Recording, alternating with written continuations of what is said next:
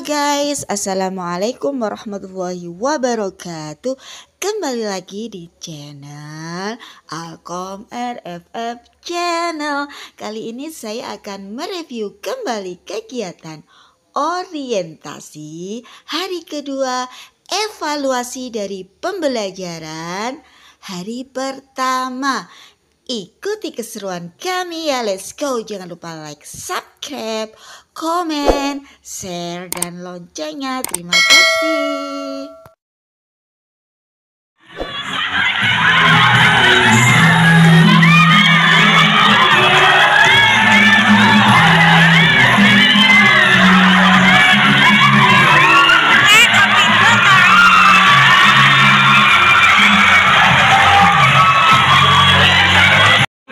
Yang pertama saya ucapkan terima kasih, meskipun saya tidak tahu bisa langsung ditunjuk, sehingga ketika masuk kan joget saya juga nggak tahu. Terima kasih coach. Di tanggal 20 November kemarin, iya kan 28 November kemarin, sekarang kan mereview katanya coach apa yang sudah didapatkan materi yang disampaikan oleh coach. Satu kesan begitu jelas apa yang sudah disampaikan kemarin, ada 8 indikator, tapi yang paling terkesan itu adalah kata senyum. Kenapa Bapak Ibu? Memang di 4 dari senyum, kemudian penghargaan, ya, cuman saya sangat mengapresiasi dengan kata senyum. Saya sedikit jelaskan coach, ya. Kenapa mau senyum? Sesuai dengan apa yang disampaikan oleh Bapak Presiden waktu itu, yaitu Bapak depankan tentang berakhlak. Berakhlak di situ bukan hanya secara akronim sampai ada namanya harmonis, kemudian kolaboratif atau lain sebagainya begitu. Maka senyum ini adalah modal kita sebenarnya sebagai pendidik. Bukan hanya mendidik, ketika kita berada di masyarakat pun kita sebagai abdi masyarakat, abdi negara. Karena salah satu kata senyum dimanapun kita berada bukan hanya sebagai ASN atau sebagai P3K. Kenapa alasannya? Karena senyum ini adalah alat atau indikator kesuksesan seseorang dimanapun kita berada. Sesuai dengan apa yang sudah diceritakan oleh coach kemarin, kata senyum ini ternyata bukan hanya dipraktekkan, diaplikasikan di dunia pendidikan. Bahkan ketika coach, mohon maaf, teman-teman ini banyak yang memiliki jiwa wira swasta. Mohon maaf, saya melihat teman-teman ini banyak yang memiliki jiwa wira swasta. Bahkan side job-nya luar biasa coach.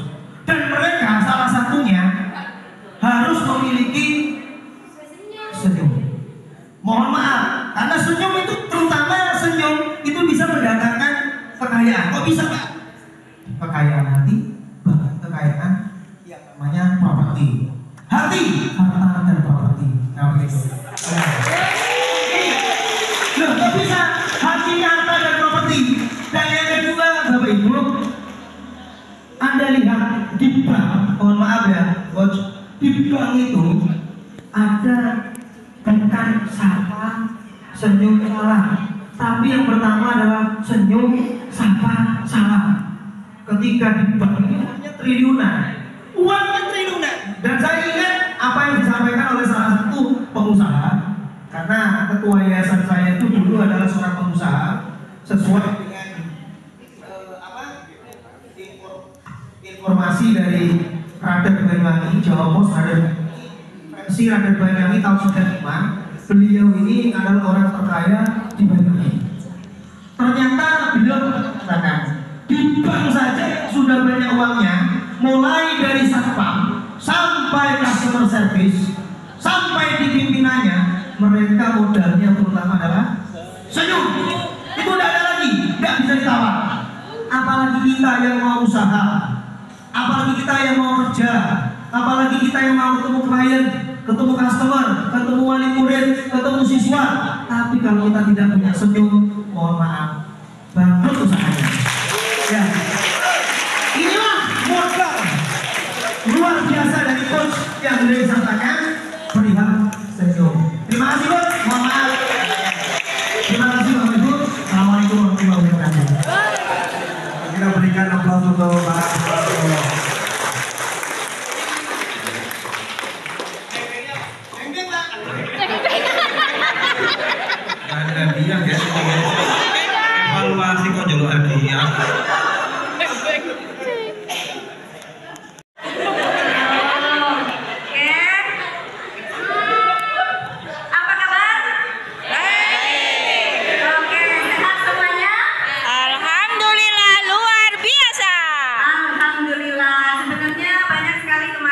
sudah kita dapatkan ya dari Mr. Coach. Salah satunya adalah yang paling saya ingat karena saya sebagai tenaga pengajar, ibu juga sebagai istri.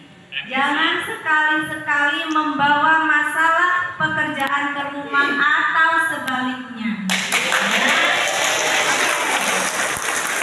Jangan sampai nanti ketika kita masuk ke kelas, Assalamualaikum anak-anak. Ketika anak-anak tanya, kita biarkan saja. Kita bingung sendiri di dalam kelas karena kita memikirkan masalah pekerjaan. Oh, tadi aku belum masak. Oh, tadi suami udah sarapan belum ya?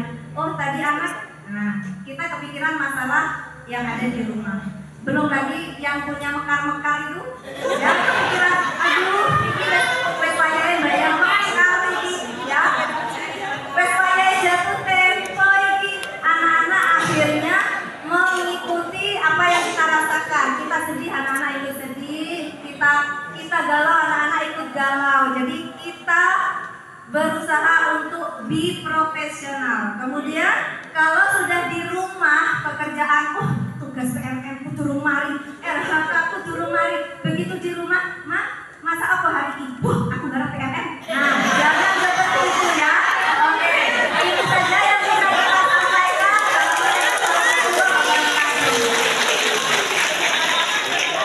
Punya namanya knowledge. Oke, pengetahuan. Ya.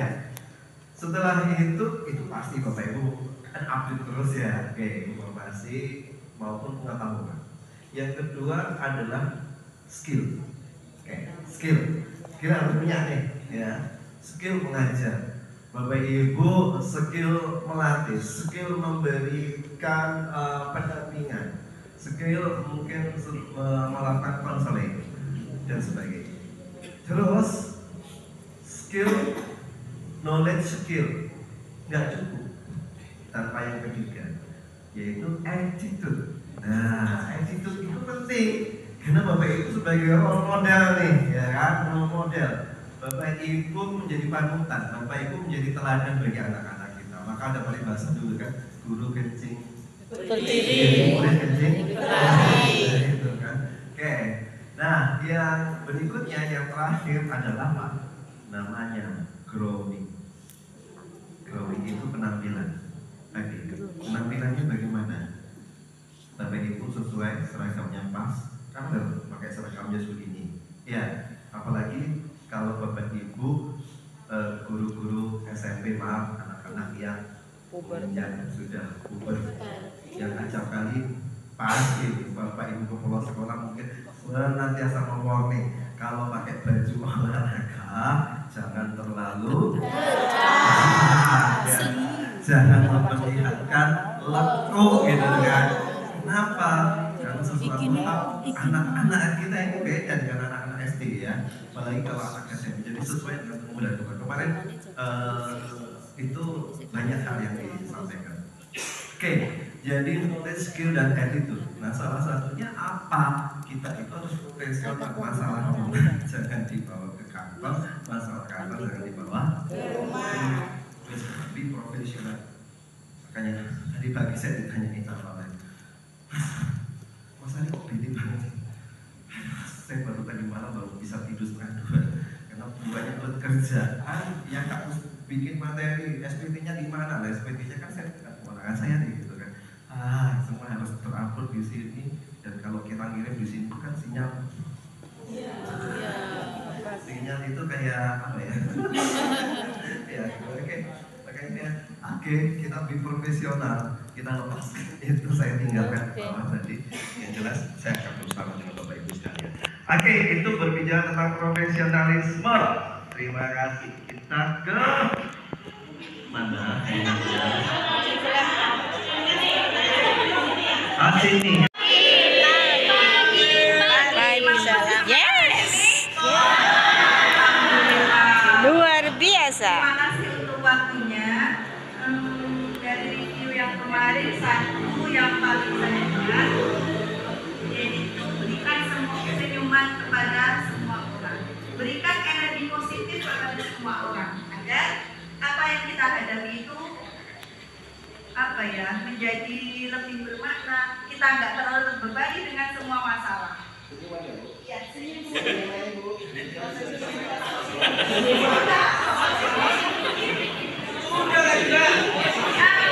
thinking dalam semua keadaan. Salah satunya tadi seperti yang saya hadapi saat ini. Saat ini saya orientasi bersamaan dengan tugas PPG. Iya, alhamdulillah, saya bisa melewati semua itu. Dan alhamdulillah saya bahagia dan PPG saya juga bisa.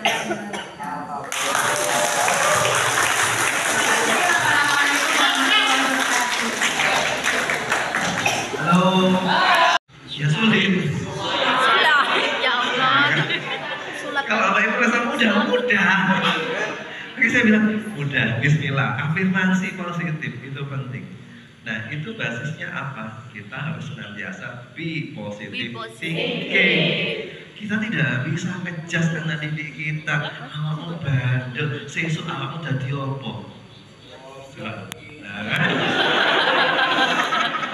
Halo. Hai. Nah, kadang di luar ekspektasi loh. Anak-anak kita yang spesial seperti itu ternyata dia dalam perkembangan waktu dia tiba-tiba menemukan jalur langit, jenengan kaget. Biyen arek koyo ngono saiki. Ya. Koyo ngene. Halo. Hai. Ya, kita itu mendidik bukan melihat hitung-hitungan sama ketika saya berbicara tentang musrembang anak kemarin. Musrembang anak itu banyak sekali yang kita tidak memahami tentang kultur anak, yang tidak bisa memahami tentang tumbuh dan berkembang. Bagaimana anak-anak dilibatkan dalam namanya musrembang anak.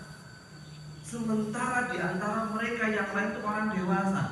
Coba Bapak Ibu sekalian, mereka dituntut untuk tahu namanya input, mereka dituntut untuk tahu namanya proses, mereka dituntut untuk namanya output. Anak sekecil itu guys, jangan dia juga pusing kan? Anak sekecil. Apalagi kalau outcome, ini outcome-nya apa? Wis ngajar namanya. Anak-anak kita seperti nggak bisa. Bahasa-bahasa mereka itu harus sederhana, sesuai dengan bahasa yang mereka pahami. Itu penting. Halo. Makanya seringkali kita Bapak Ibu sekalian menutup kreativitas anak sejak dini. Contoh ketiga. Ya. Tiba-tiba ponakan saya waktu itu masih belum punya anak. Bismillah. Terus kemudian tinggal sama orang tua dan disitu ponakan saya pulang dari sekolah nangis nih. Kenapa kamu nangis? Dapat nilai kursi. Wih, apa? Aku dapat nilai kursi. Kenapa? Aku itu gambar sapi ini loh. Mewarnai sapi, ya kan? Mewarnai sapi, sapinya itu diwarnai merah, hijau, putih, kan, gitu kan? Warna-warni gitu kan? Kamu dapat apa? Iya. Dan terus katanya guru gimana? Sapi itu kalau nggak coklat hitam putih. Jadi aku salah. Nah, kamu masuk gambar ini gimana? Gini Pak Le, ini masyarakat itu warga lagi persiapan 17-an. Oh, ada patung. Nah, terus kemudian ada sapi liar masuk di situ, gulang-guling, luar biasa. Oh, jadi merah, hijau, kuning semuanya itu kan aja. Iya. Halo. Akhirnya, besok antar kamu ke Bu Guru. Saya minta Pak, Bapak kan tidak tahu. Sapi itu kuning, sapi itu putih, hitam putih, coklat. Ini ponakannya seperti ini. Bla bla bla bla bla. Oke, Bu, Ibu sudah nggak menanyakan ini? Kenapa dia bikin ini? Oke, saya tanyakan. Iva, coba ceritakan kepada Bu Guru. Ini sama dengan ceritanya. Oke, baik. Iva, kamu keluar dulu. Jawab, saya bilang, kita ini sudah menuntut kreativitas anak sejak dini. Iya. Ya kan? Sudah membunuh itu. Harus. Karena bayaran anak itu nggak logis kan memang, wah liar kreativitas. Tapi mulai sejak ini diseragamkan. Nek putih, hitam putih dan coklat.